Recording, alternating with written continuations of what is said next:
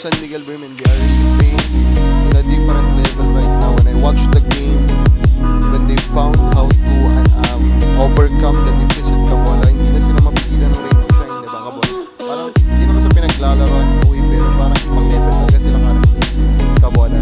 With the health that they have, wala masyadong injury Kabola.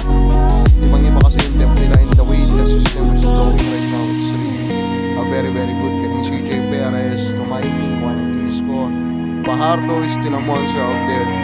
Kudos to Rainbow Shine, they did their best Kabola to perform in this game Kabola. Speaking of Rainbow Shine at San Miguel, ito pong si Terence Romeo at saka si Coach Yeng Yao. Pag-uusap na daw Kabola regarding their issues, ano po, yung last second shot ni Terence Romeo dun sa game 3 Kabola, nagpaliwanag si Terence Romeo. And of course, simple na naman yung paliwanag ni Terence Romeo, common ko na paliwanag, it's just basketball.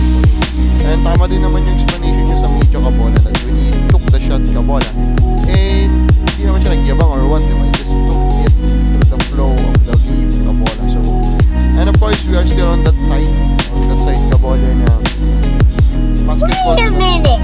is 48 minutes professionally Kabola. So, it's a matter of they should do their job also on the defensive side if they do not want those last second shots Kabola. And I think tinanggap naman po ni Coach Yeng Yao, so I think okay na sila. Although yun, nasip na nga yung Rainbow Shine. Now, nag-i-intend na lang San Miguel kasi mananalo po sa Ginebra Meralco series Kabola. Now, maganda rin pag-usapan Kabola dito nga pong mga comments dito sa ating latest po na mock draft. Sabi dito, CJ Lane top 5 Kabola, may nag-aabang din talaga dito po kay CJ Lane Kabola. And for me, I think the rumor about him is really wild, di ba? 6'10", ganyan po ang galawan daw, is parang dati siyang guard. So talagang madami din nagiging interesado Kabola dito po kay CJ Lane Kabola. And then we have this one, fan of Converge, listing a lot of big names Kabola na gusto po nila makuha po ng Converge. Of course, that's not realistic, although it's good Kabola na marami pong nag-aabang sa lahat ng Converge. Meron pang dito Kabola na maingat daw dito mga dambuhan ng franchise kasi paparating ng Converge. Let us hope really na gagastusan Kabola, gagalaw ng Converge to develop a team that can compete against the big time franchises. And of course Kabola, ito na nga, Dwight Ramos, kasi nanood siya sa game ng kanyang kapatid Kabola.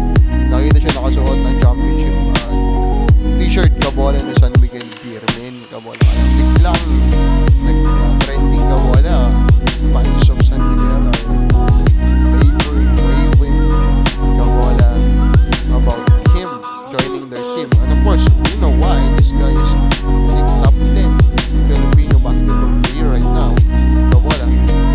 So, sino bang ayaw?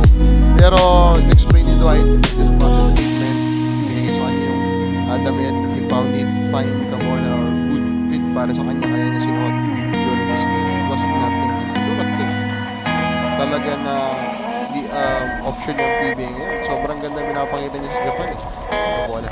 So ikaw Kabola, sa vlog mo si Dwight Ramos, kaya makikita natin ever sa PBA. Comment na po sa baba.